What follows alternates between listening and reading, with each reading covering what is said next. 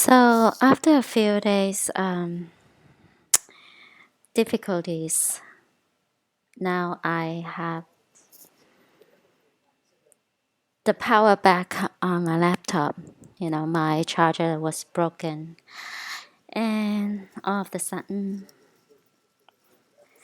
anyway, so that's why it avoided me to do my research and create videos. So spiritual warfare at its highest state. I think in any minute, any second, we are leaving. It's just overwhelming right now, the stupid spiritual warfare. Okay, so regarding the dimensions, which is different realms, I have made quite a few videos in the past and explain and with like articles and findings of my research. Again, we come to a point that we need to discuss this again because I think it's totally related to the end times because the demons, they need to break the veil between the third realm and the fourth realm or even the fifth realm. So Earth's dimensional shift, magnetosphere frequency is changing. You can only travel between the different realms via portal, okay? So we are getting more reports now that the Earth's magnetic field is collapsing and there's a magnetic pulse reversal, and that CERN is causing the collapse of the Earth's shield. What's What's actually happening is that the magnetic fields are dissolving and reforming into a higher frequency, which is preparing Earth for the dimensional shift. So, I think the magnetos pulse reversal,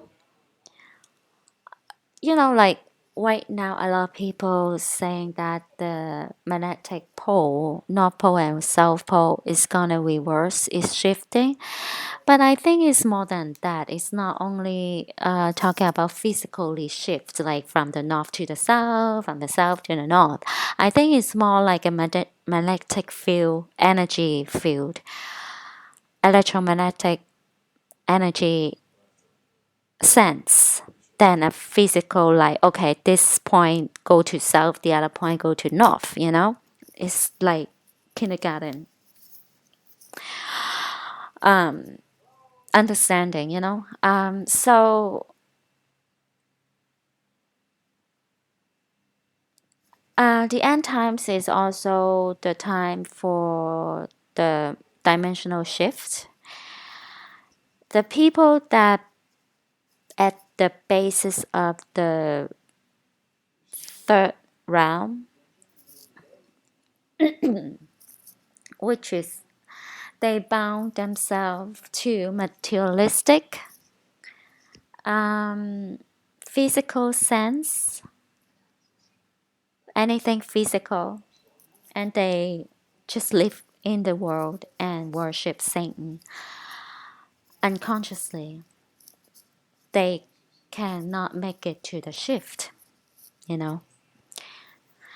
Okay, so there are other vibrational planes, which is realms, that exist which maintain higher vibrational frequencies, which is the energy vibration frequency.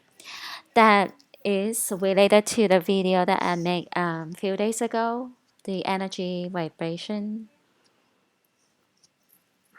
For the sake of simplicity and as a basis for this particular example, allow yourself to consider the idea that other intelligent forms exist in these higher spiritual states of vibration.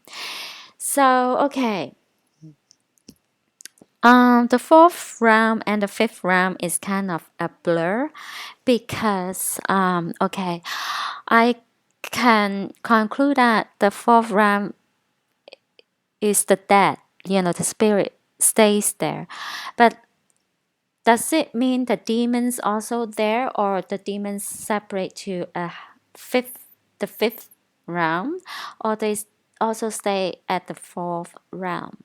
Because demons mean the evil spirit, right? So the dead bodies of Nephilims, they die, and the spirit is spirit.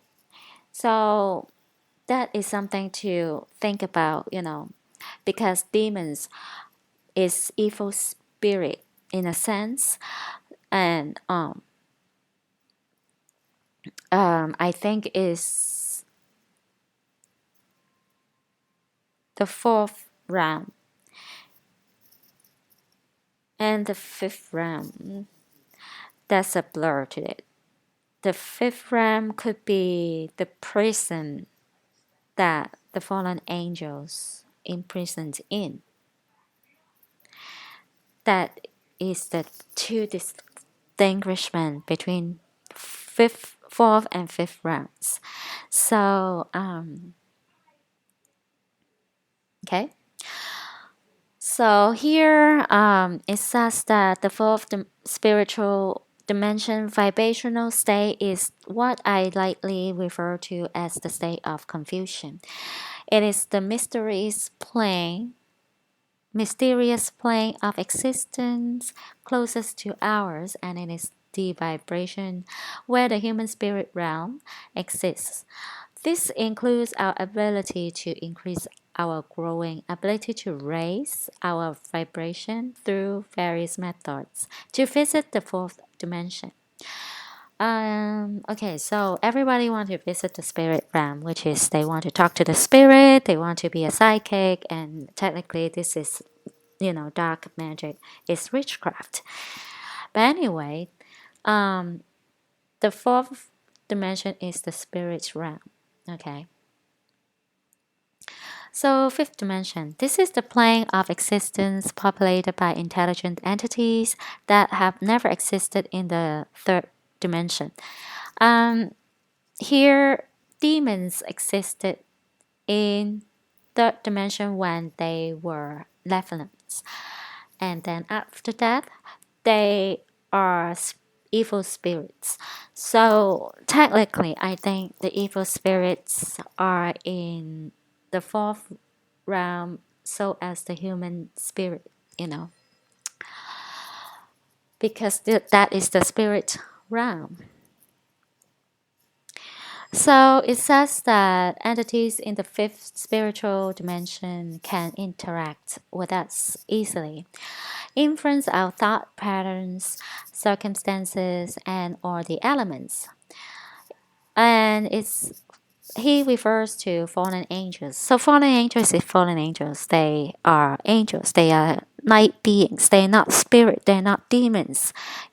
Demons are their offsprings after death, turn into only spirit because the bodies are dead, right? So okay, now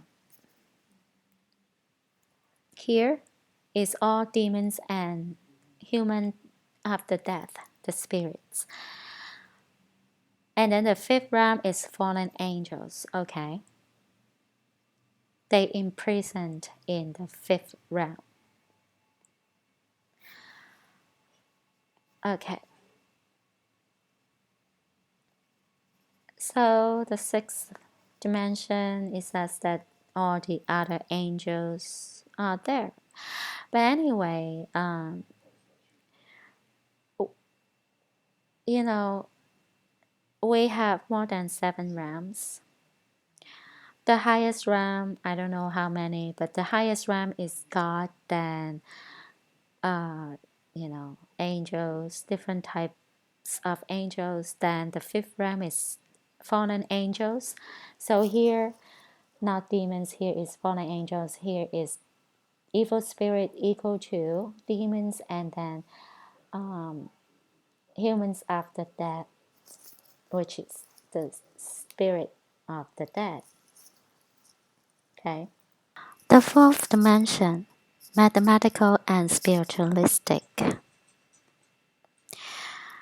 The tendency to generalize long ago led mathematicians to extend the notion of three-dimensional space, which is the space of sensible representation, and to define aggregates of points or spaces or more than three dimensions, with the view of employing these definitions as useful means of investigation. They had no idea of requiring people to imagine four-dimensional things and worlds, and they were even still less remote from requiring of them to believe in the real existence of a four-dimensional space. In the hands of mathematicians, this extension of the notion of space was a mere means devised for the discovery and expression by shorter and more convenient ways of truths applicable to common geometry and algebra operating with more than three unknown quantities. At this stage, however, the spiritualists came in and coolly took possession of this private property of the mathematicians. They were in great perplexity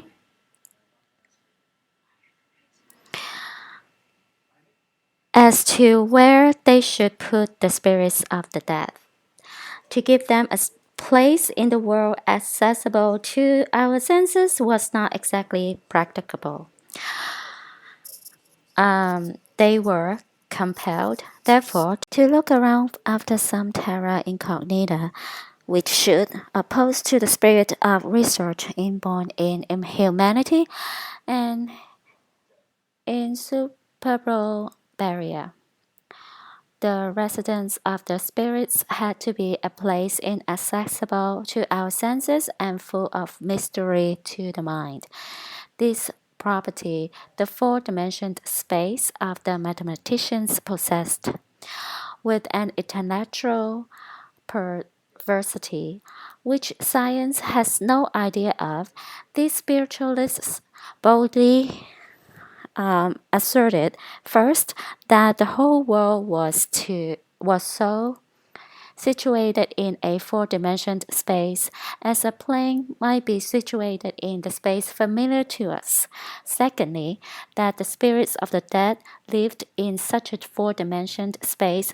Thirdly, that these spirits could accordingly act upon the world, and consequently upon the human beings resident in it, exactly as we three-dimensional creatures can produce effects upon things that are two-dimensional. For example, such effects as that produced when we shatter a lamina of ice and so influence some possibly existing two-dimensional ice world. Since spiritualism, under the leadership of the lipstick Professor Solar, thus proclaimed the existence of a four-dimensional space, this notion, which the mathematicians are thoroughly master of, for in all their operations with it, though they have forsaken the path of actual representability, they have never left that of the truth. This notion has also passed into the heads of lay persons who have used it as a catchword, ordinarily, without having any clear idea of what they or anyone else mean by it. To clean up such ideas and to correct the wrong impressions of cultured people who have not a technical mathematical training is the purpose of the following pages. A similar elucidation was aimed at in the tracts which Schlegel and Cranes have published on the so-called fourth dimension. Both treatises possess indubitable merits, but their methods of presentation are in many respects too concise to give a layman any profound comprehension of the subject.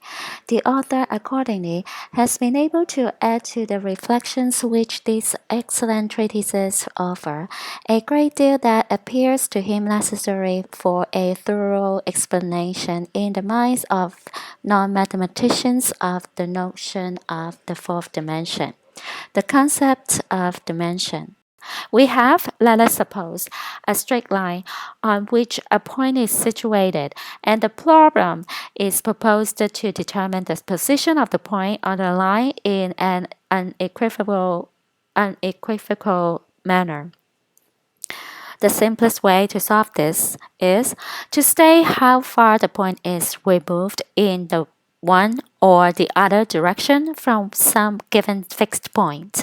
Just as in a thermometer, the position of the surface of the mercury is given by a statement of its distance in the direction of cold or heat from a predetermined fixed point, the point of freezing water. To state, therefore, the position of a point on a straight line, the sole datum necessary to is a single number, for beforehand we have fixed upon some standard line, like the centimeter, and some definite point to which we give the value 0, and have also previously decided in what direction from the 0 point. Points must be situated whose position is expressed by positive numbers, and also in what direction those must lie whose position is expressed by negative numbers. This last mentioned fact that a single number is sufficient to determine the place of a point in a straight line is the real reason why we attribute to the straight line or to any part of it a single dimension. More generally, we call every totality or system of infinitely numerous things one-dimensional, in which one number is all that is requisite to determine and distinguish any particular one of these things amidst the entire totality. Thus, time is one-dimensional. We, as inhabitants of the earth, have naturally chosen as our unit of time the period of the rotation of the earth about its axis, namely the day or a definite portion of a day. So remember, the earth is not a globe and it doesn't rotate, but his point is, when time is the counting of the increment of the moment that we experience, okay?